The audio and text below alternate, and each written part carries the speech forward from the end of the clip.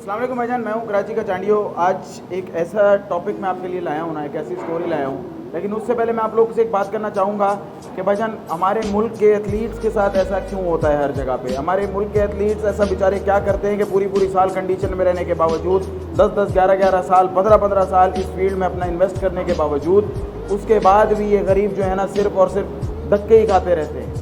जब बड़े मुकाबले खेलने की बात आती है तो सारा साल बेचारे मेहनत करते हैं, कंडीशन में आते हैं और फिर उनके स्पॉन्सर जो है ना वो टाटा बाय बाय हो जाते हैं, एकदम गायब हो जाते हैं। अभी मिस्टर एशिया जो हुआ है उसमें 5 गोल्ड हमारे लड़के लेके आए और एक अपकमिंग इवेंट होने जा रहा है कुछ रोज़ के बाद थाईलैंड में, और वो है मिस्टर यूनिवर्स। उसके लिए भी जैसा ये हमारा स्क्वाड गया था उससे ज़बरदस्त स्क्वाड और तैयार है। तो ये जब जाते हैं तो मुल्क के बाहर झंडे लहरा के आते हैं, ऐसे ऐसे अपने पंजे गाड़ के आते हैं कि दुनिया देखती रहती है।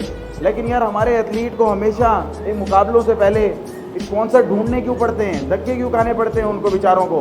हमारे साथ भी आज कुछ ऐसी एक स्टोरी है। हमारा एक बहुत अच्छा दोस्त है शहरोज, बड़ा ज़बरदस्त बॉडी बिल्डर, 15-16 साल से मतलब कौन कौन से मुकाबले वो नहीं जीत चुका।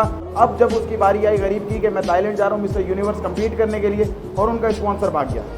तो बस ऐसा तो ना किया करें हमारे एथलीट्स के साथ। मेरी सबसे बड़ी वजह भी यही है इस वीडियो में मैं आपको शहरोज से मिलवाता हूँ, उससे ज़रा पूछते हैं उसकी जर्नी भी और अब क्या रिक्वायर्ड है, उसको क्या फंस गया वो।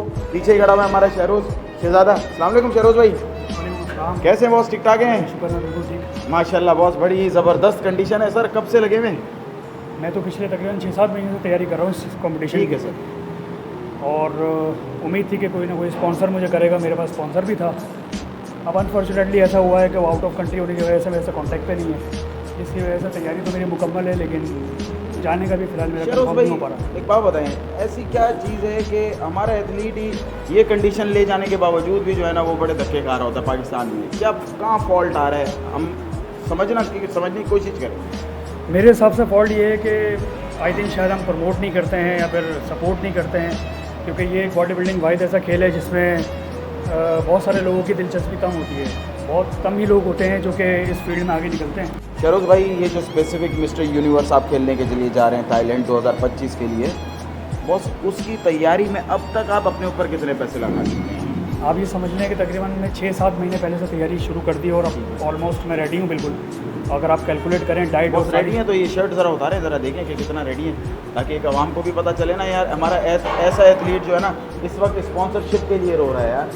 पूरी प्लानिंग, पूरी तैयारी, सब कुछ डबल बाई सब दीजिएगा, अपनी तरफ से 100% दे चुका है, कंडीशन आपके सामने है। लेकिन बात वही है ना यार कि बेचारा जिसने कमिट किया वही पीछे भाग गया। अब करना ये है कि भाई आप लोग जो वीडियो देख रहे हैं ना, आप हमारे इस एथलीट को सपोर्ट करेंगे, आप लोग भेजेंगे अब इसको।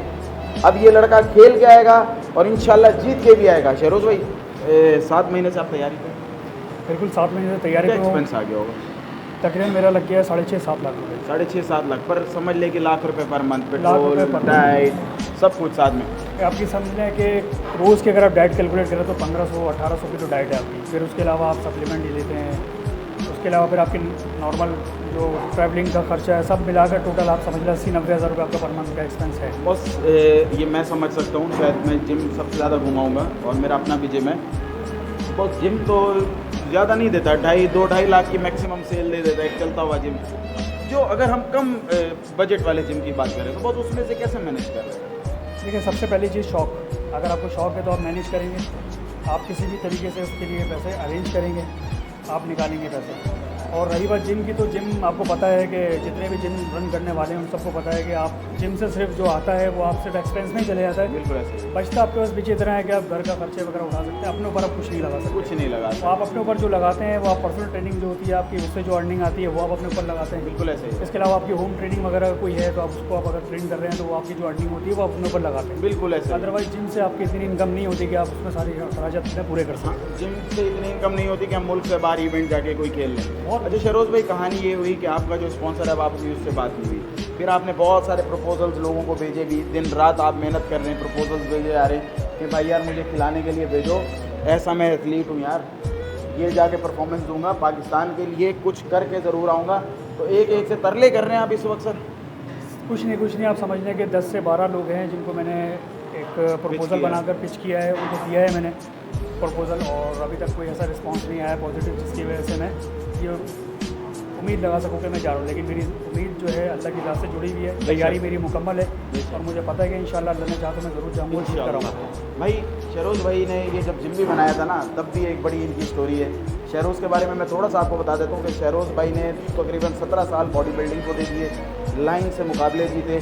फिर इनकी जिम बनाने की स्टोरी ये है कि जब ये बहुत फंस गया था गरीब, तो इसके बाद एक ही गाड़ी थी, इसने वो बेच के ये जिम बनाया था। और उसके अलावा ये है भी माँ बाप का अकलौता, फैमिली को चलाता है, घर होता है, बस इवेंट खेलने का शौक़ है। पाकिस्तान का नाम हमने ऊपर लेके जाना है, वो पाकिस्तान का नाम रोशन करना है इंशाल्लाह, और अल्लाह ने चाहा तो ज़रूर रोशन करें। बेशक भाई। देखें, मैंने जितने भी एथलीट से मिला हूँ, वैसे तो कुछ नहीं मिलते मुकाबले जीतने के बाद, अपनी जेब से लगते हैं। बिल्कुल ऐसे, लेकिन मेरा मोटिव सिर्फ ये है कि आपको भले कुछ ना मिले, एटलीस्ट आप उनका नाम रोशन करें बस। और मैं बॉडी इसलिए बनाता हूँ, और लोगों को जो मेरे पास आकर एक्सरसाइज करते हैं पर्सनल ट्रेनिंग, उनको भी यही बात बोलता हूँ कि बॉडी आप अपने लिए बनाओ। सही बात। आपको आगे से कुछ मिले या ना मिले, आप ये उम्मीद ना लगाओ, बिल्कुल आप अपनी सेल्फ के लिए करो और मुल्क का नाम रोशन करो। बस इरादे भाई के आपने देखे बड़े पुख्ता हैं। शहरोज़ डबल बाइसेप दीजिएगा शहरोज़ भाई, ज़रा हम कंडीशन लाइव भी दिखा देते हैं, ठीक है। मोस्ट मस्कुलर भी देते हैं, बड़ा मज़ेदार पोज आएगा आपका most muscular, fully grown, full जिसको कहें कि कंडीशन में, एक आइडियल पोजीशन में, यूनिवर्स खेलने के लिए बिल्कुल हमारे एथलीट रेडी। लेकिन साथ इसको सिर्फ और सिर्फ हम कराची वालों का चाहिए, हम पाकिस्तानियों का चाहिए। तो बस ऐसे शहजादे, ऐसे हीरे जब ये मुल्क के बाहर जाएंगे तो मुल्क का नाम ज़रूर रोशन करके आएंगे। सिर्फ लालच एक है कि अपने मुल्क का परचम मैं लहरा के आऊँगा, नेशनल एंथम बजेगा और मैं फ्लैग पहनूँगा। तो शहरोज़ भाई दुआ कीजिए मेरे लिए भी, इंशाल्लाह शायद हम दोनों भाई इकट्ठे चले जाएं। मैं इन एथलीट्स की लाइफ भी दिखाऊं बाहर जाके, और बाहर बताऊं जाके कि हमारे एथलीट किस किस चीज़ से सफ़र कर रहे होते हैं। तो शायद पाकिस्तान की हिस्ट्री में आप पहली दफ़ा ऐसा कंटेंट देखेंगे कि इन एथलीट्स के सपोर्ट के लिए हम भी जहाज़ में बैठ के चले जाएंगे इनको दिखाने के लिए। देखने के लिए बहुत शुक्रिया। जिसने भाई को स्पॉन्सर करना होगा ना, मेरे फेसबुक पेज पर आप जो है वो मुझे मैसेज करेंगे, हम आपको शहरोज़ से कनेक्ट करवाएंगे। जो भी आपकी जो होगी स्पॉन्सरशिप शहरोज़ ही डील करेगा। देखने के लिए बहुत शुक्रिया। शहरोज़ भाई के सपोर्ट के लिए कदम बढ़ाइए बॉस, अपना बहुत सारा ख्याल रखिएगा जी। अल्लाह हाफ़िज़।